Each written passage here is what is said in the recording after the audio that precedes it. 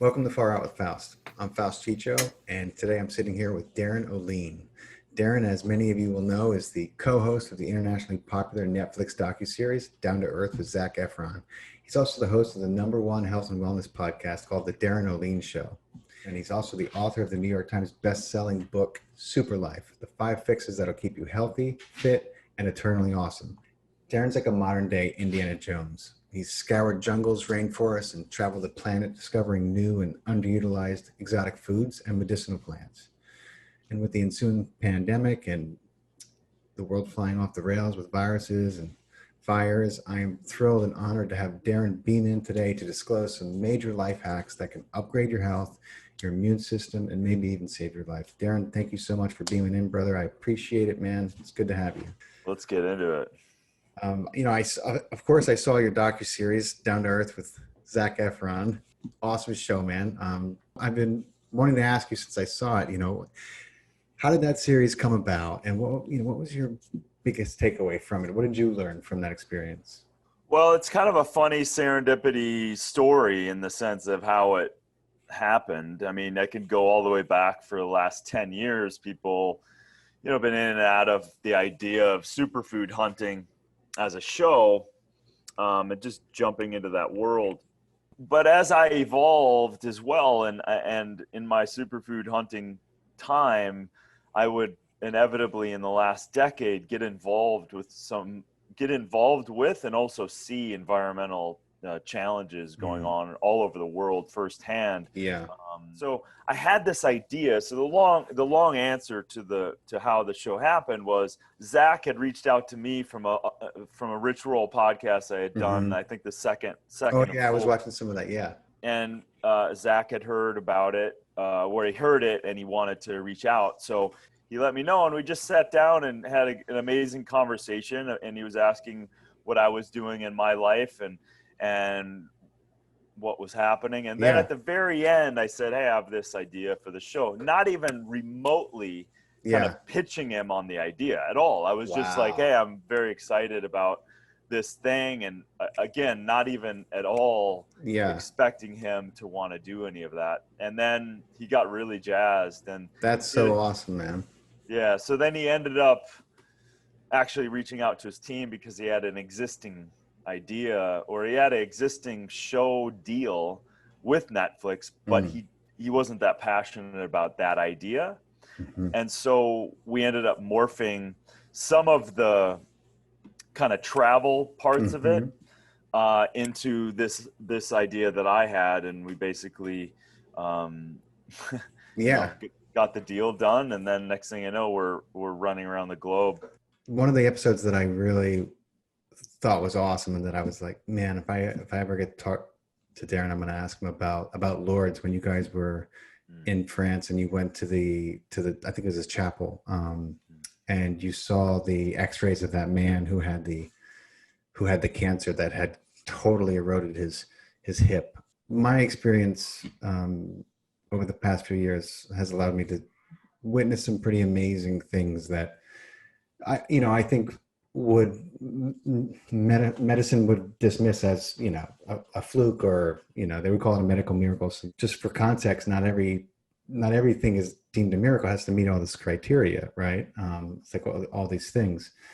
And I think they said that like there was 7,400 submitted for miracles, and only what I think how many 140 something were approved over 100 years, about 100 years, which is still, I think, remarkable. But I was wondering if you could share some of your experience with that and what else you learned. Well, I think the context of even that part of the show was to start the conversation that water is operating differently than what we thought. And I've also been on the other side of super science and super scientists, and been to water conferences with the smartest people in the world. So when you start to look at water, you realize that it's working on a quantum level. It's also working on a chemical level. It's also working on a biological level. So it's demonstrating all of these kind of facets to itself. And we once kind of came to this idea that it's, it's got three phases. It's liquid, it's Yeah. solid, and it's vapor. And and then, Dr. Joel Pollack's work Hmm. destroyed that theory too, because then he realized there's this gel Right. phase that when comes up in contact with hydrophilic surfaces, i.e., around cell membranes, that it operates completely differently than any of these other phases, and it That's right. actually generates energy by that interaction. So that's literally exchanging protons and electrons and creating energy just by the act of coming up against a surface. So in the Lourdes episode, it was really not to come away with every time someone Right. Of touches course. the water, but it's really to say, number one, there's a lot going on with Right. water. There is this kind of crazy anomaly that even one miracle would be a miracle Hmm. in the way that they've set up the criteria, but there's a lot more than that. And I think it's interesting because on the one hand, you can look at this linear side of things, because the doctor, um, that his job is to Yeah. discredit a That's right. miracle, That's right. right? To use science to prove that this there was some other way that the healing happened other than literally a spontaneous healing from touching or drinking the water. And I love the miracle that they showed Yeah. on the episode too, because it was literally this this X-ray Yeah. of mush on one side of this person's cancerous Crazy. pelvis, right? And the story goes that number one, it's got to stay in remission, and it's got to be, Yeah. completely. There's no other explanation. They didn't take some super All these drug. criteria, right? It's like I was surprised. Exactly. And so they take a scientific approach to hearing the miracle and then seeing all the other biological, chemical, environmental, epidemiological, every Yeah. direction that they can possibly imagine. It's not just him, it's a committee of credible, peer-reviewed Right, doctors. right. It was like 300 for that guy. 300 doctors could not explain. Exactly. I mean, and they were like, stamp it. It's a miracle. And then a minimum of 10 days that it is still healed, Yeah, or 10, excuse me, 10 10 years. 10 years, years, yeah. a minimum of those 10 years. So when you looked at that, that was in real time. Yeah. We didn't look at that ahead of time. When we That was shot so that, cool. that was us seeing it for the first time, and Yeah. just him pulling out this kind of latest miracle. Wow. And the story goes that, this guy didn't even believe that Wow. this was true. So you're coming from a person that he was dying and largely pretty close to Yeah. death's Yeah. door. And at that point, he was like, well, why not get a bath out of the deal, right? Yeah. So he got submerged, and he instantly felt a tingling Yeah. that was undeniable. And in And that, and then no from pain. there, obviously, his whole pelvis reconstructed itself, and the cancer went away. Yeah. So We're going to move on, but like you have to see the before and after X-ray. And then they did another X-ray in 2013, and you see this beautiful hip. I mean, still, it's just it speaks to how little we understand about ourselves and about our environment. well, one thing that is true with water. It's a conductor. It transfers and moves information. Mhm. It takes out things, right? It takes out toxins from the most basic molecular level on a cellular level. It's getting rid of things.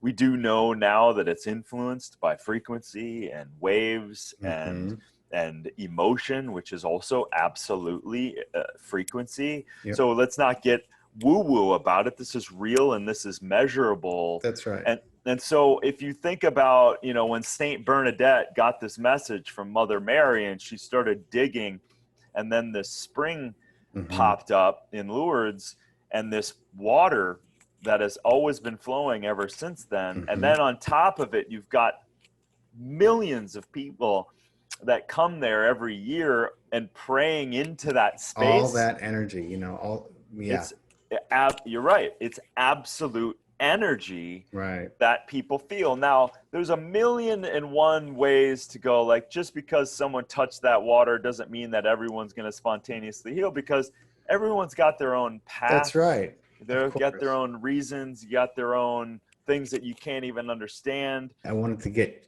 your opinion on kind of, you know, with what's happening with this pandemic and all the, there's a lot of misinformation out there, and how to upgrade our immune systems, you know, and so that you're protected from these bugs and these viruses that we have so much fear about. And I wanted to ask you, you know, what are a few practical superfoods or things that people can do to protect themselves, you know? The fact that we're not talking about general health. Yeah. I heard a stat that was only 2.8 people out of all of the 300 and plus million people that are actually deemed healthy in America.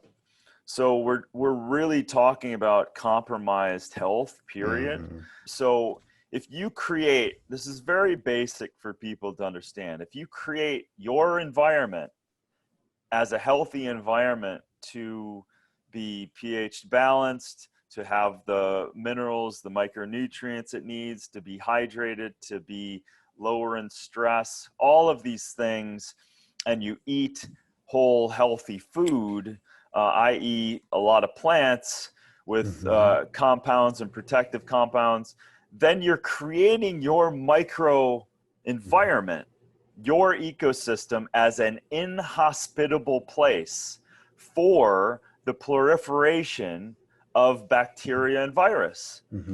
It's very easy. I gave this same demonstration in my book, and it's the easy thing to think about. If I have, like, the body's constantly dealing with toxins and pollutions and stressors, and it's always checked and balanced, always.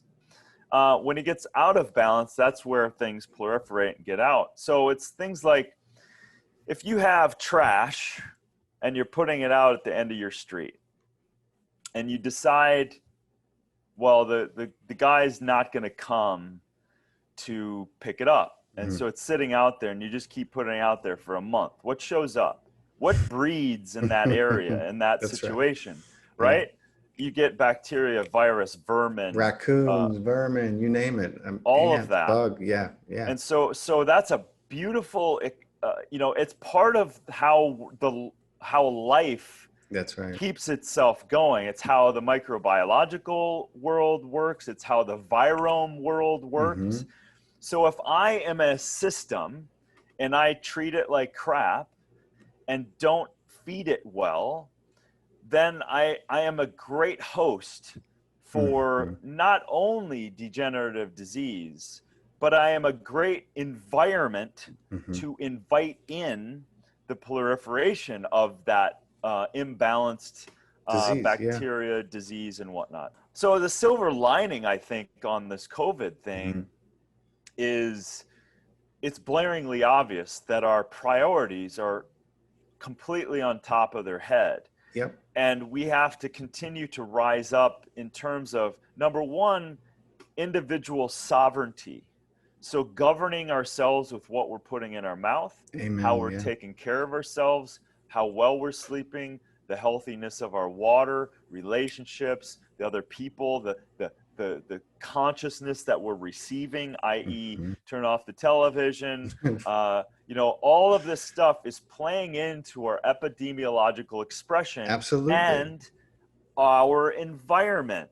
So if we breed in the messaging of fear, then, you know, in the first conversation, remember I was talking about quantum, chemical, biological, that water influences. So can you imagine now that 75% of your body is water, 90% of your central nervous system is water, and you're just breeding in fear? It has to suppress the immune system just by way of that frequency.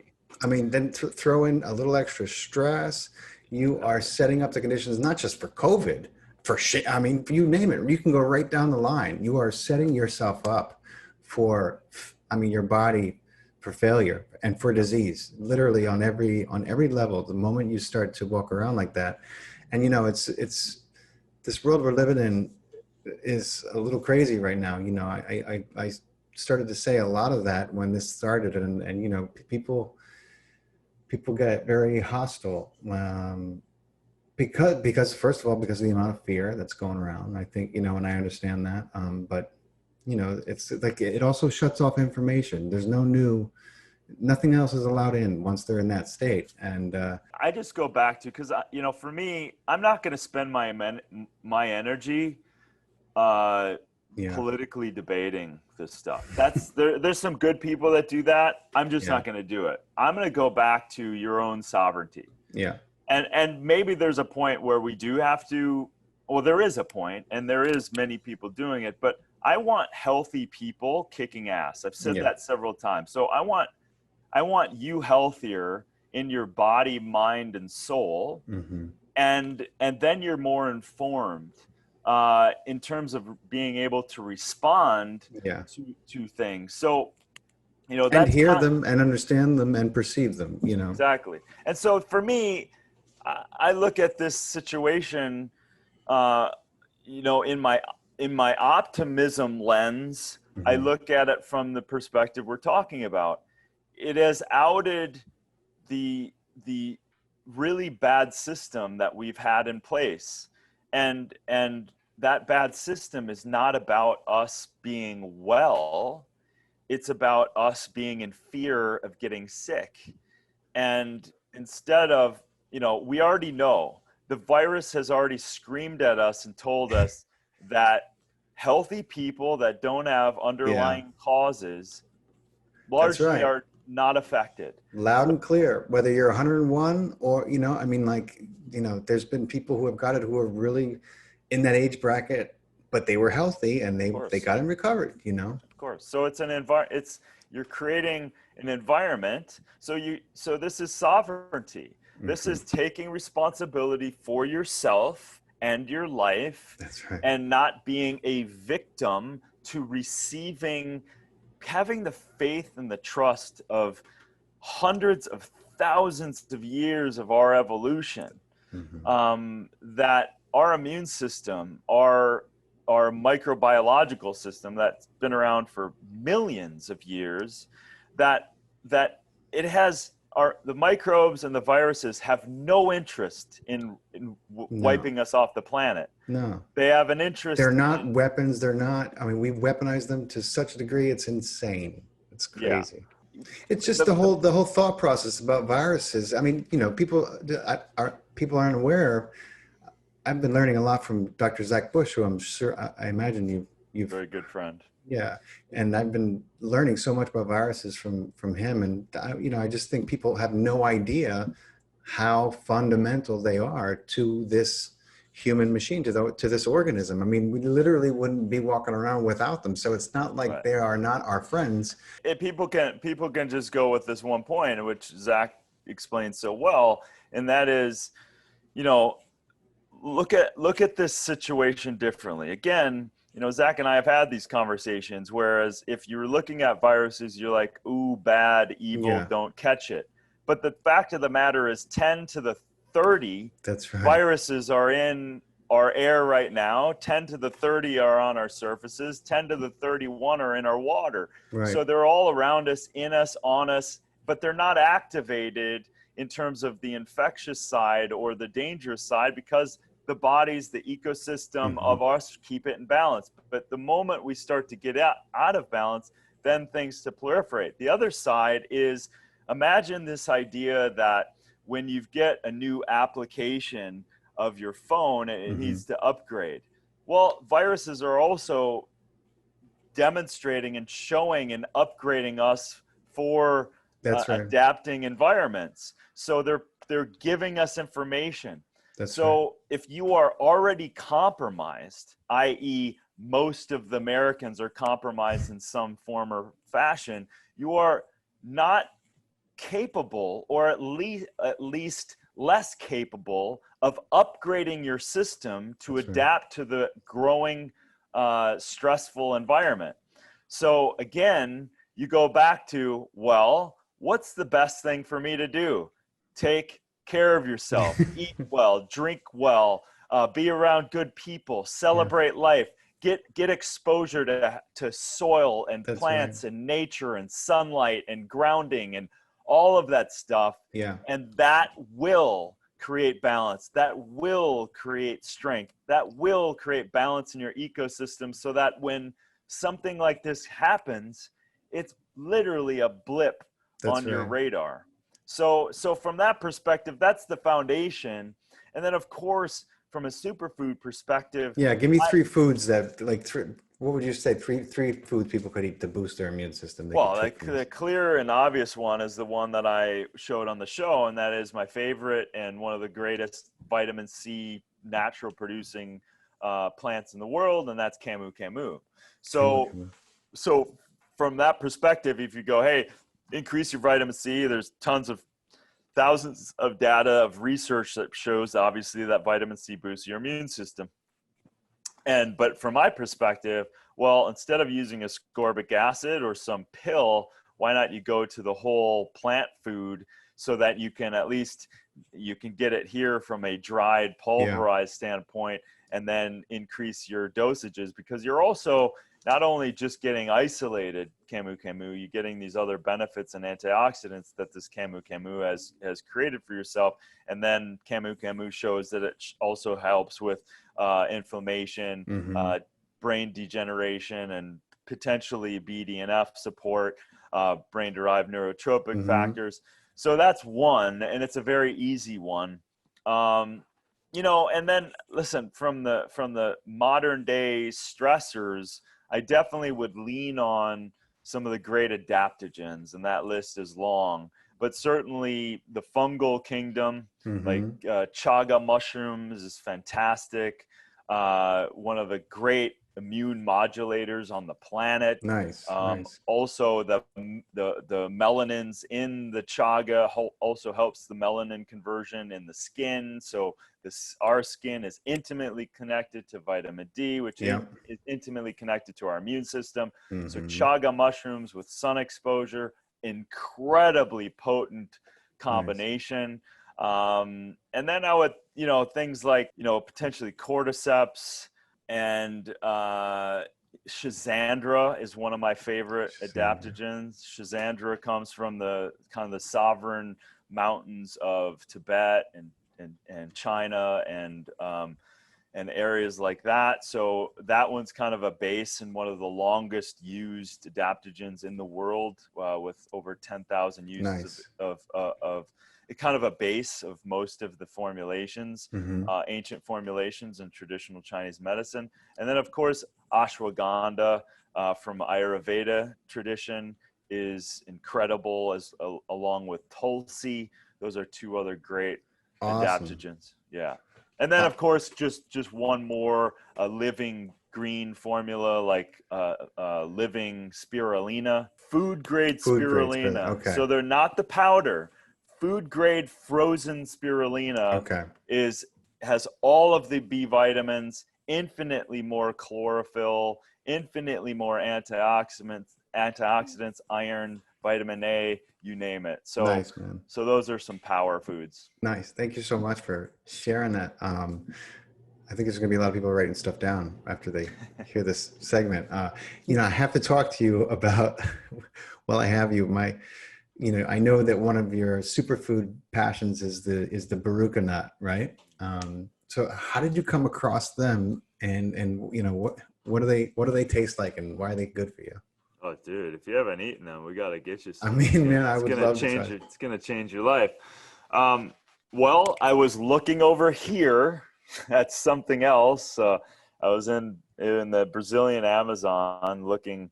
I was looking at palm fruits Hmm. and a bunch of other plants, and I got a message from this Brazilian that I think saw me on social media or something, and that Hmm. was Rodrigo, my now partner. And Rodrigo reached out to, hey, there's this nut that I'm not sure about that I think is really good from the savannah called the Cerrado of Brazil. And do you know about it? And I was like, no, I don't. Yeah. And which is always a great thing when I don't know about something because I'm about to learn. Yeah. So we tested it. He sent me samples, and the things that stood out clearly was almost in every nutrient category. It blew away. It was in the top Yeah. of all of these nutrient categories from a nut perspective. Wow. So nutritionally, micronutrients is incredible. The antioxidants destroyed Wow. most nuts, 400% more than an almond. It was a wild food. It had, a third more fiber than most nuts, less fat calories. So the density of calories per contribution of nutrients just blew everything away. And then when I tasted it, it tasted like a better version of a peanut. Wow. without the aflatoxins and without the issues. I just was like, well, this is a home run, but I don't know if we can have a business around it because it's a wild food Right. in a land mass that's the size of a third of the United States. How the hell are we supposed to gather enough nuts in a economic and sustainable way? And so, in the next few years, we just said it's worth it, and we've been doing it. And we're now with goals of planting 20 million trees back in the Cerrado, because the Cerrado is largely and arguably the landmass that's being destroyed faster than in almost any landmass on the planet because of unsustainable agricultural practice and the push for more beef cattle and more food for that cattle.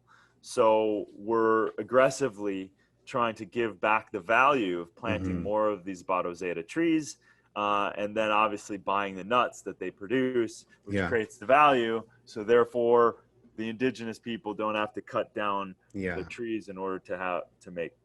Awesome, man. I can't wait to try one. But what kind of water do you drink? And is there a brand of spring water that you recommend, or what do you recommend people do? Because I think it's a big deal that most people don't realize that their water, especially in America, likely contains toxic levels of fluoride in it, and we just at the least. Well, number one, the jury's already out with fluoride. It's in that form. It's completely neurotoxin. It does nothing for the teeth, and it's a complete sham that they've even allowed fluoride to be put in the water. I just don't want to be a guinea pig for that stuff. Now, listen, in our modern day world, to be able to go over to my tap and turn on water, no matter where I live in the U.S., pretty much we've solved, and that's incredible. So it's a hell of a feat in our modern day world to make that convenient, except that all these other percolated, proliferated chemicals that have now leached into our waterways without the sanitation to deal with all of those. Obviously, you need levels of chlorine that will show up all the way to your tap, or else you're going to have microbiological things that will kill you. So we've solved it in that sense. But with all these other conditions that we have, from phosphates to PCBs to BPAs to pharmaceuticals to these fluorides, and they're coming from more than one place, it's just good luck. So if you have your own spring, and if you have your own aquifer, and you've tested that water, good on you. You're probably half of a 0.5% of people in the world that has that. Of course, that's the ideal water, but we're living in a world where our world is touched everywhere we go with the footprint or the handprint of our demise from a modern day world. So for most of us, we have to strip that water clean. We have to clear this out. And the best thing I can see at this point is distillation unit, reverse osmosis, AquaTrue. They've been nice enough to give me a discount for anyone that I promote too, so I can give that as part of your listeners' as well. We can put that in the show notes, but it's an RO system as well. So either one, you go on Amazon, you can get one.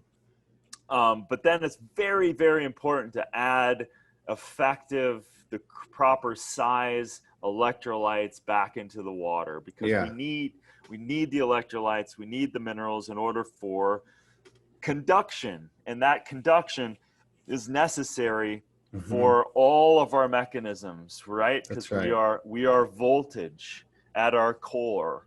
Our cells are voltage. That's right. Our body systems are voltage. The mechanics is, I mean, why do we talk about micronutrients? Micronutrients are minerals. We need minerals in order for conduction to happen, and many other enzymatic processes.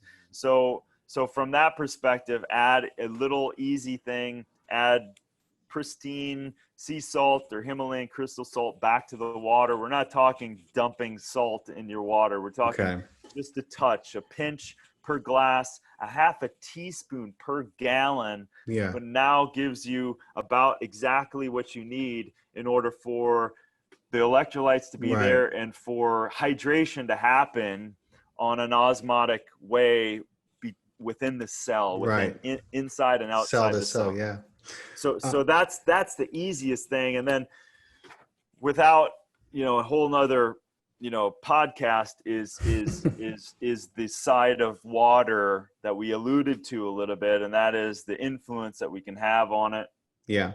So Blue Bottle Love is a cool company that has blue, which light passing through the blue harmonizes with that frequency. Oh, nice. I didn't know about that. Yeah. Yeah. So that frequency seems to be very good for cellular health. And then obviously you can influence water from a frequency perspective on words. Sure. You could sing to it. You could talk sweet to it. You could, exactly. And they show that. I've seen scientists. Oh, absolutely. Yeah. I've seen scientists firsthand demonstrating when they played some of the good classical music, certain tonalities affecting and changing the water instantly. So that goes to like the whole thing of almost, talking to yourself in a good way. Oh yeah. Yourself good messages. But again, what we're influencing the water with and what it's contained in and what we really have to restructure the water is a very important thing, but we don't have time enough today to unpack all of that. But the bottom line is RO distillation, add your crystal salt to it, put it in a glass, and now you've eliminated plastic and PCBs and hormone disruption in your life because you've got rid of the plastic. I also know that you're about to launch really a game-changing product that, and especially today's times, could help people defend themselves against the coronavirus. And I know it's a spray, and I was wondering, are you allowed to talk about that, or is it top secret? Well, it is kind of secret, but we're inching our way, and there's a few things that have to happen in order for this to hit retail, but I can definitely, so there's a company, I can definitely tell people about it. There's a company that we started with some, an incredible guy from Australia, Michael Divenster. And so him and I created this company called Green Path, and the point of Green Path is to find technology that will better the planet and the individual. So in that pursuit, what kind of fell in our lap at the very beginning of COVID was this technology that was based around a doctor's invention that he needed to combat the superbugs that were not being destroyed by basic cleaning in hospitals.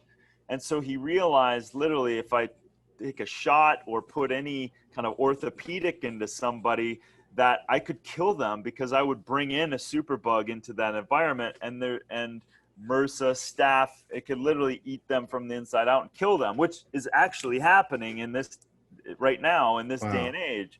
So they started this technology adventure down, and they realized that this technology of silicon dioxide, which is essentially molecular silica, which is essentially sand.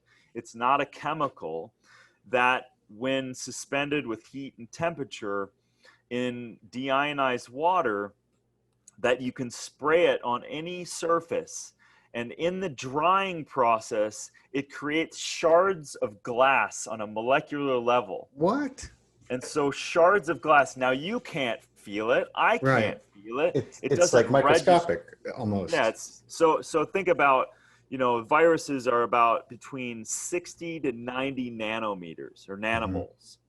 So 60 to 90 nanomoles, and these shards of glass are about uh, 3 to 10, not even 10, 3 to 6 nanomoles. Wow. So they're shards. So it would be like you and I throwing a bunch of glass bottles on the concrete ground and then walking on them and expecting that not to mechanically rip our feet apart. So what happens with bacteria, molds, viruses, when they come in contact with this silica dioxide that's been sprayed on the surface, it literally cuts and destroys the Yeah. glycoprotein layer of said virus, Right. and it destroys it. So it's Wow. not a chemical, but it mechanically kills. So we've now realized that we've tested a bunch of viruses, Hmm. bunch of molds, bunch of bacteria, and actually COVID itself in a Hmm. class 4 lab, and it's killed it with Wow. 99.9998% effectiveness. And it's essentially a molecular device. Wow. So we're doing everything we can to get it in the market, and we're still working on a few things, but that essentially is a very easy. And here's the kicker: it's not like alcohol where you wipe it on and Right. it's basically gonna be effective for about 5 minutes. This is Don't tell effective anyone. of 90 plus days. Wow. Dude, that's So if I spray crazy. this right now on my desk, just You're mostly good water, for 90 days. and I let it dry, That's now insane. any bacteria, virus, or fungus that touches that will be killed. That's crazy. I mean, that is Yep, like something like that. I was like, well, yeah, maybe by the year 2050 we would have something like that. But I would never think it's here right now. that's so cool. Yeah. So it changes the whole world in that way, and it also eliminates toxic exposure of petroleum and Yeah, and maybe we can have indoor dining again. absolutely, for Yeah, sure. I mean, Well, serious. It's crazy that we don't. I mean, but seriously, maybe this would something that people would feel a but little safer about. we're gonna get to a herd immunity if we're not already there anyway. So Yeah, I know. in terms of being able to go out, but this is solving going forward now, and going forward this is solving a bacteria spread Yeah. in our modern day world that is very much needed. I know you guys have some really cool stuff in the works, and so I figured I would ask because it's such a fascinating topic for people.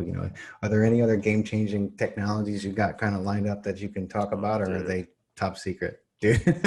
dude, there's so many. That's so awesome. Let me just tell you that there are ways right here, right now, Hmm. to use body heat to charge your cell phone. Number one, that exists. Wow. I've held it, I've touched it, I've seen the science, the material science. That would come in handy at Burning Man. Yep. So imagine trickle charging your phone just by the heat of itself and by the body heat. So that's one. Number two, imagine that air is a perfect fuel source for a non-combustible engine. And that exists. So by peeling out the third largest element in the air, nitrogen, Hmm. we can take nitrogen and liquefy it, and through proprietary motors and turbines expand that again, which expands at any known temperature on planet Earth, and create any source, an infinite source of Wow. horsepower, use, or whatever. So Wow. that those are two of maybe 50 technologies. That's so Yeah, awesome, man. so we're working, and there's some good projects overseas. with some indigenous people that is looking very, very promising for some of these technologies to get out first. So we're doing everything it can, but we have government support in a few countries, and a lot of excited investors. Awesome. I imagine. That's so cool.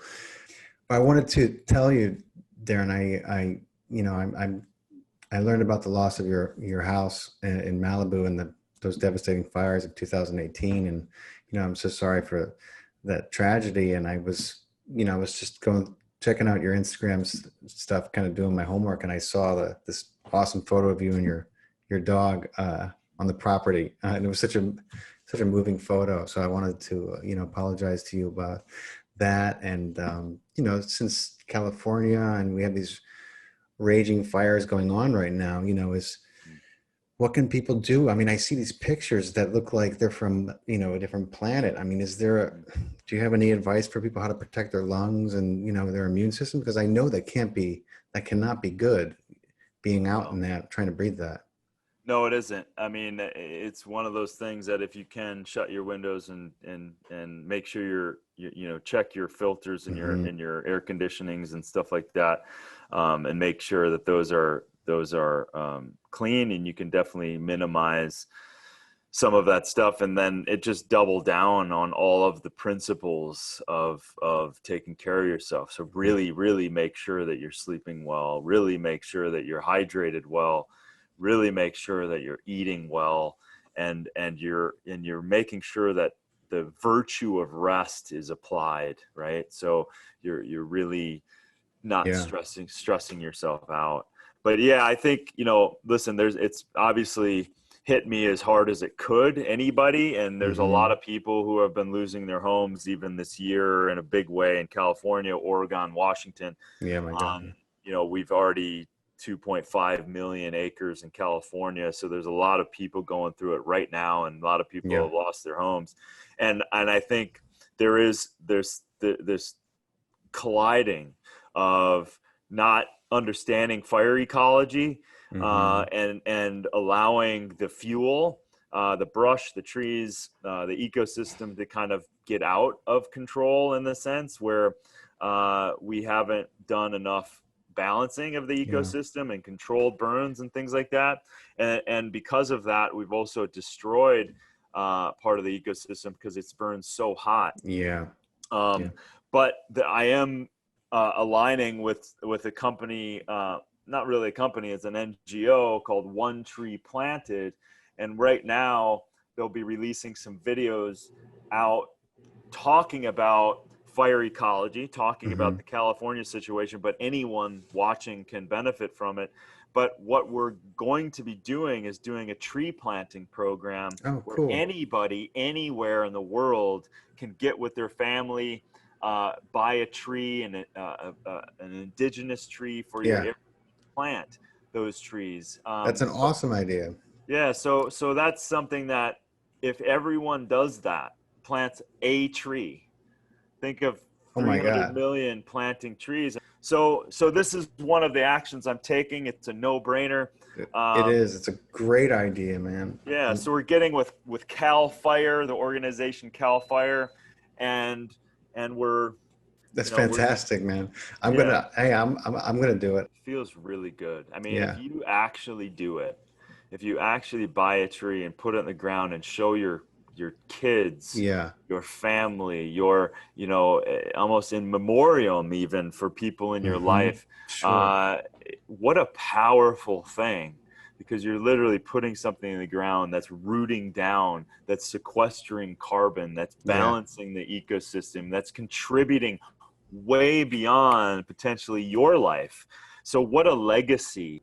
I agree, man. I wholeheartedly, I had this image of planting a tree with I have two sons, 6 and 9. And I could just see the wonder on their face planting trees with them. I mean, like, they love stuff like that. 100%. And I'm going to do it with them. Well, their nature is our nature. We've just gotten so stupid and kind of dulled ourselves to the miracle that we're, number one, we have this body and we get to experience this life. Yeah. And number two, we have this beautiful, amazing, just mystery that, man, to give life and to wake up in a day and give life and plant a tree and grow vegetables and then reach out to a friend and say, I love you and I care about you. Everything. That's giving life. Yeah. Instead of you're bad, that's wrong, that's crappy, you're crappy, all of that stuff. I'm over it. I'm so over it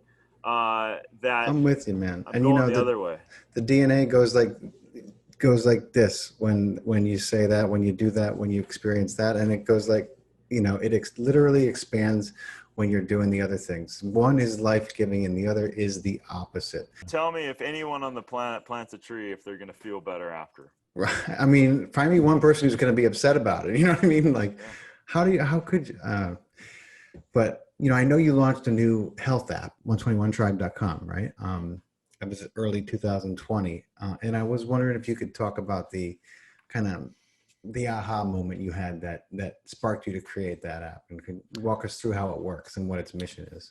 Yeah, so I mean, it's clearly from, when you write a book and you write some pillars down about, my certain point of view of health, and you got a great response from that, and it's just an extension of taking people using technology and using it in a way that kind of virtually helps you go through changing habits or including better ones.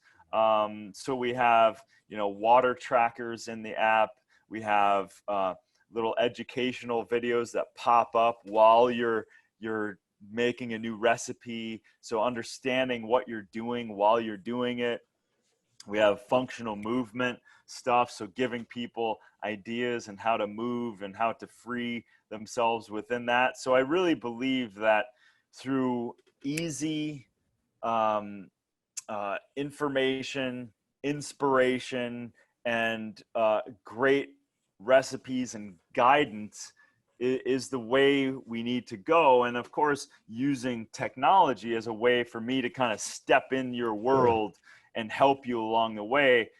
For me, while I'm doing something, I love to learn. And so it's not just do this, it's do this, and I'm gonna talk to you why that is. Nice. So it's an incredible app.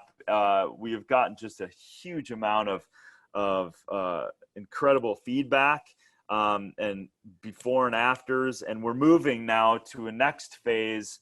In addition, we're getting more experts to come on to have their own. So my Super Life program was kind of the first one within 121 Tribe, and now we're getting some other experts that are close in alignment with us, and then they can teach kind of this masterclass idea. Awesome. It doesn't even have to be recipes. It doesn't have to be workouts. It can be whatever they want to teach. So we're moving in that direction.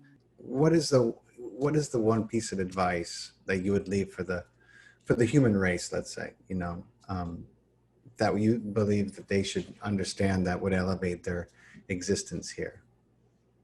Wow. That's a really good question. It's hard not to go right back to what we were just talking about and say, you might feel like you are an isolated I, and you may even have many experiences in this 3D world that wants you to believe that. And although that's important, to enjoy this absolute ride of this experience, because you are now entering a ride you get to have in this proverbial Disneyland of this world, and enjoy it. Be happy, be contributive, be grateful. And when that's over, you'll continue on to the next. Don't take it too seriously, and at the same time, take it seriously. I love that. I got to take you far out with me before I let you go. I got a quick question I love asking. Do you believe in aliens? And if you do, I hate the word aliens, but do you believe in extraterrestrials or higher evolved beings and intergalactic family? And if you do you have any experience with them? So funny. Um, I I have to believe that there is the infiniteness of the galaxy of our Milky Way and the Yeah. galaxies that exist in the infinite is too infinite not to have other beings. Not to mention, if you fold space and time, then it gets really Hmm. crazy. So, so yeah, I mean, at the end of the day, now the government's even Yeah, I proving. know.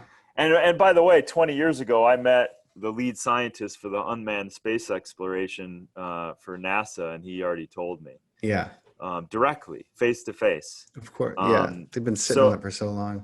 so yeah, absolutely. Now I don't have any any known encounters that Okay. I'm aware of. I certainly have had a lot of spiritual Yeah. experiences in my life, and It's funny how those things blend. mhm, yeah. It's always amazing to me. I even had someone who I'm very close with who is an atheist who saw a UFO once, and he was like, "Man, it was like a religious experience." And I didn't say anything to him when he said that, but I just thought it was so interesting his choice of words. I was Well, like, "Yeah, isn't it always interesting if you brush with any sort of inkling of death, yeah, how quickly your thoughts, feelings, and emotions and points of view will change too. oh yeah, yeah." That's So what if we brought in death more to our existence of understanding, not to be obsessed with death, but to right. realize it's always stalking us, it's always there, Hmm. and it's really there to embrace so that we live fully. That's right. I think it's a recontextualizing of it, to understand that it's really a misnomer. I mean, the body can die certainly, but I can't ever die. I can't cease to exist, and I think that if people truly understood that, Mm. and as we come into higher and higher levels of consciousness, we will start to understand it on more and more levels that, the one thing that I can't do, that you can't do, is die. I mean, so you don't have a choice about it. You can't cease to exist. You can return, you can go back to source, but I think it's amazing how people are so afraid of the one thing that it is impossible for them to do, and that is cease to exist. Well, it's the attachments of the egos, and Hmm. there's several egos. It's not just the one. You have multi personalities in your space. You could show up at one party and go to another friend's house, and you be a certain person. And it's like we get Yeah, used to the identity of who we are. So the yeah, identity, the constriction of who we are, then solidifies us in this idea of who we think we are. So when that gets threatened in any sort of way, then we fight against it. So what you're saying is a very higher level of understanding that we're beyond the egos, hmm, and we are a drop within the ocean. So yeah, therefore, the drop's not going away. Not 1 ounce of water has ever left this atmosphere. It's just shifting around in right, different forms. So it's like it's the same idea that this energy that somehow is in this body and yeah, somehow is called Darin is is is going to switch right. forms and move and And somehow leave this body at a certain point. But you're right. Energy can't be created nor right, destroyed. So yeah, and we know there we that. go. We know There we that. go. That's a good one to let people contemplate at the end of this I think it's podcast. so important. Have you ever seen any encountered any interdimensional beings on, a psychedelic experience or an ayahuasca trip or You are going to DMT? open up a big can of worms, my Do friend. we need another podcast?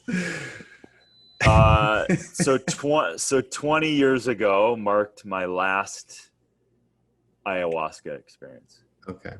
And yeah, I saw a lot of things. You And, had a good and by the journey? way, by the way, after the experience, for a month after, and the ayahuasca was gone, I saw a lot of things. Wow. And that is a whole nother, that's part very, two. very intimate discussion. But that's amazing, though. Yeah.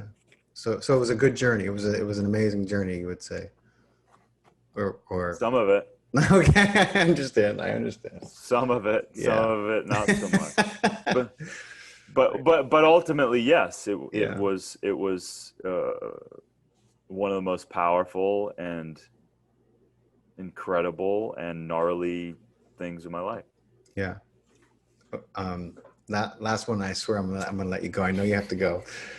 If you were leaving and there was some extraterrestrials coming, you are just hitting these extraterrestrials. I have to. What would you tell them? What would you tell them that they needed to know to live among us, about us? That would make their go at this a little easier. We think we're way more important than what we really are. And we are extremely fragile in the understanding of who we are. So if there's anything you can do to allow us to understand more of what the truth of who we are, what we are, and what this existence is, please help us. Because I think in the grand scheme of things, if I were to compare us to higher beings, most of us don't have a clue. And most of us don't want to acknowledge that. And most of us need to learn a lot. And I'm putting myself right there too, because it's a seductive reality that really, really wants us to think that this is all that exists. The Matrix. Yeah. It's quite the illusion. I mean, it's an experience. Darin, this has been awesome. Thank you so much for your time, man. I appreciate it. It's been such a pleasure talking to you about everything. I imagine I'm going to have to ask you to come back on one of these days so we can talk more about all these crazy things. I'm sure we're going to talk about aliens. It's been real, brother. It's been real. Yeah, we are going to talk about aliens. We have to. Thank you. Thank you so much, man. You take care. Best of luck in everything. I know we'll be in touch. Thanks, brother. Appreciate it. Take care, Darin. Thank you. Cheers, man.